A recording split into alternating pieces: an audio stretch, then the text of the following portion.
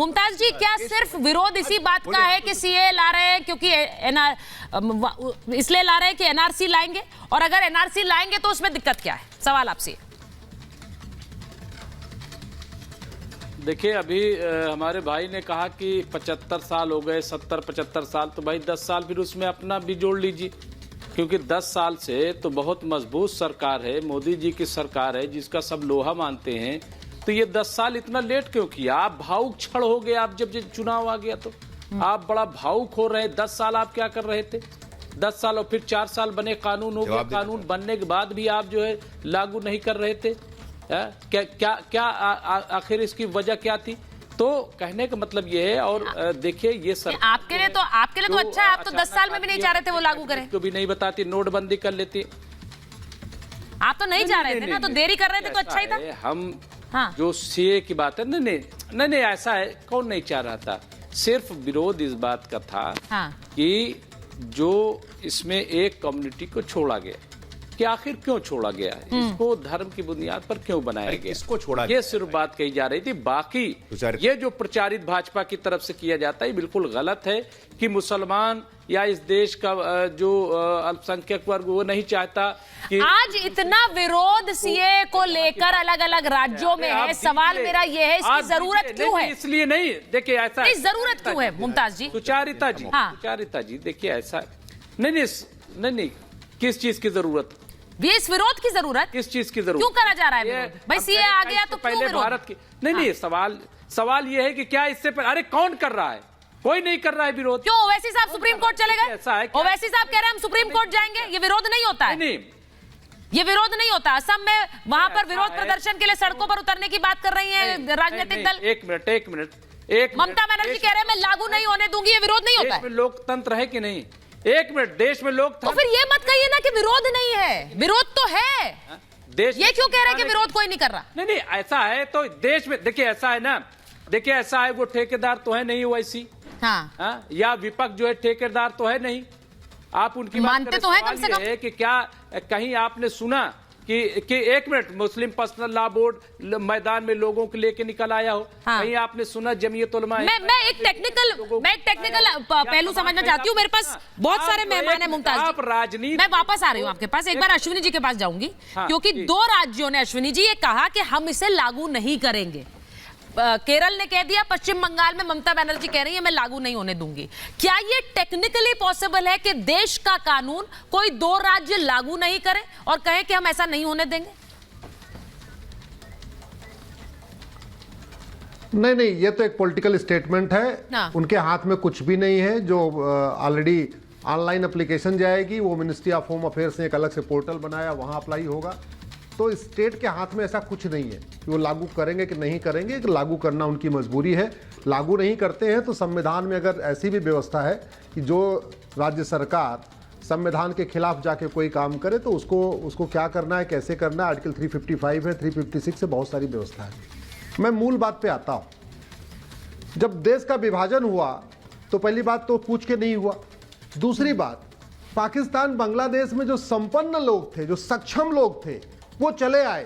उन्होंने अपना घर मकान छोड़ा, दुकान छोड़ा, खेत खलियान छोड़ा, सब कुछ छोड़ा, चले आए। उदाहरण के लिए राज कपूर का परिवार चला आया, सुनील दत्त जी का परिवार चला आया, प्रेम चोपड़ा का परिवार चला आया, ऋतिक रोशन के दादा रोशन साहब वहां से चले आए, मिल्खा सिंह का परिवार चला आया, लाला अमरनाथ चले आए वहां से, इंद्र कुमार गुजराल साहब चले आए, लालकृष्ण आडवाणी जी चले आए, इसके अलावा जेठमलानी जी चले आए। तो जो लोग सक्षम थे, संपन्न थे, वो सब चले आए। वहां बचे कौन? बचे वो बेचारे दलित, वो शोषित, वो गरीब, जिनको अपनी गाय से प्यार था, अपनी भैंस से प्यार था, अपने मकान से प्यार था, अपने खेत खलिहान से प्यार था।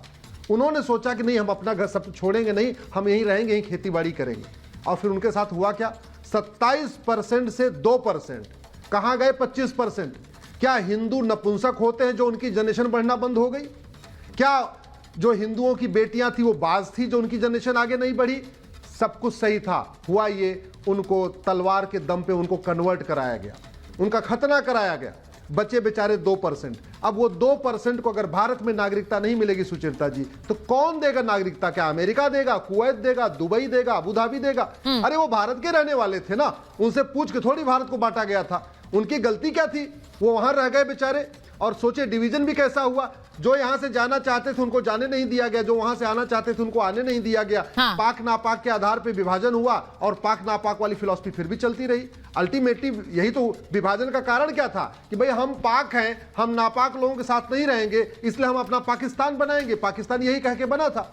मेरा ये मानना है, संविधान का आर्टिकल 11 कहता है आप नागरिकता के लिए कानून बनाइए। ठीक है। ये 1955 में नेहरू जी ने नागरिकता वाला कानून बनाया और ये नागरिकता वाला कानून इंदिरा जी ने भी इसको बदला है, बाद में राजीव गांधी ने बदला है और ये 2019 में मोदी जी ने बदला है। उन्होंने क्या कहा, उन्होंने ये बोला कि भैया देखो अफगानिस्तान पाकिस्तान के बांग्लादेश के ये जो यहाँ के माइनॉरिटी हिंदू जैन बौद्ध सिख है, जिसका घर जलाया जाता है, जिसकी दुकान जलाई जाती है, जिसकी बेटियों को उठा लिया जाता है, जिसके घर में मांस का टुकड़ा फेंका जाता है, उनको नागरिकता लेने में 5 साल की छूट है बस।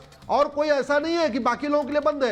एग्जैक्टली मैं उसी पर आ रही थी। ऐसा नहीं है कि बाकी लोगों के लिए बंद है। नागरिकता तो बाकी लोग कोई नागरिकता तो सबको मिलती है। जो प्रक्रिया है, जो प्रोसेस है, वो सबके लिए उसी तरह से खुला है। तो ऐसा नहीं है कि उसमें कोई भेदभाव है। मैं एक बार एक बड़ी खबर बता दूं कि सिलीगुड़ी में सीएए पर फिर से ममता बनर्जी का बयान आया है। वो कह रही है कि मुसलमानों को सीएए से बाहर रखा गया है। सीएए में सिर्फ 5 समुदायों को रखा गया। क्या देश में मुसलमानों का कोई योगदान नहीं है?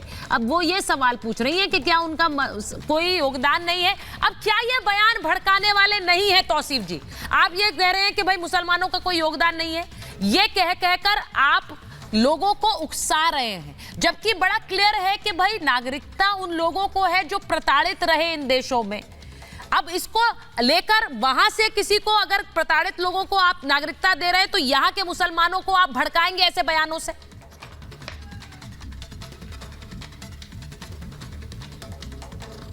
तौसीफ जी को आवाज नहीं आ रही क्या मेरी? यानी कि जब बीजेपी के नेता सवाल पूछे हाँ, तो वो देश को उकसाने का काम नहीं कर रहे। अगर मेरी आवाज जा रही है? जी जी बोलिए बोलिए। बीजेपी के नेता सवाल उठाते हैं पब्लिक प्लेटफॉर्म पे, हाँ। तो वो देश को भड़काने का काम नहीं करते। लेकिन जब ममता बनर्जी सवाल उठाती हैं पब्लिक के, तो वो देश का भड़काने का काम कर रही। हाँ। उन्होंने क्या सवाल पूछा कि भाई जब सीए में आप अप्लाई करेंगे, फॉर्म फिलअप करेंगे, प्रोसेस स्टार्ट होगा, तो आप तो संग संग जो लोग ऐसे बहुत सारे हजार लोग हैं जिनके पास ऑलरेडी वोटर कार्ड है, उन्होंने अपने वोट दे करके मोदी जी को प्रधानमंत्री बनाया, उनके प्रॉपर्टीज है, उनके बहुत सारे किसी का जॉब्स है, किसी का वो आधार कार्ड है। अभी वो अप्लाई करेंगे सीए में, तो सबसे पहले तो उनको अपने आप को फॉरेनर डिक्लेयर करना हुआ। ये प्रोसेस स्टार्ट हुआ कि नहीं स्टार्ट हुआ? यानी कि अगर जो आज सारी सुविधाएं जिनको अभी मिल रही है, वो सारी सुविधाओं पे वो उनको अपने आप को फॉरेनर और रिफ्यूजी डिक्लेयर करना होगा, उसके बाद बीजेपी के स्टैंप का इंतजार करना होगा। इन्होंने क्या गलत पूछ लिया? असल में मुद्दा यह है कि इलेक्टोरल बॉन्ड का फैसला आ गया। केंद्रीय सरकार जो है उसके सर पे पहाड़ टूट पड़ा है कि सारे पोल खुल जाएंगे। तो उससे बचने के लिए वो सीए ले आए। डायरेक्शन है कि सारे हिसाब दो, किसने कितना रुपया दिया, हाँ। इस मुद्दे से कैसे भटकाया जाए, कैसे भटका। तो पास होकर रखा 4 साल से सरकार बैठी हुई थी, हस्ताक्षर हो रखे हैं इस पे। बल्कि आप लोग ये पूछे जा रहे थे कि भाई इतने दिन तक देरी क्यों हो रही थी, देरी क्यों हो रही है? ये तो अमित शाह जी का बयान न जाने कितने दिन पहले आया था कि चुनाव की तारीखें होंगी, उससे पहले नोटिफाई हो जाएगा। इलेक्शन का इंतजार कर, नहीं वो नोटिफाई हो जाएगा तब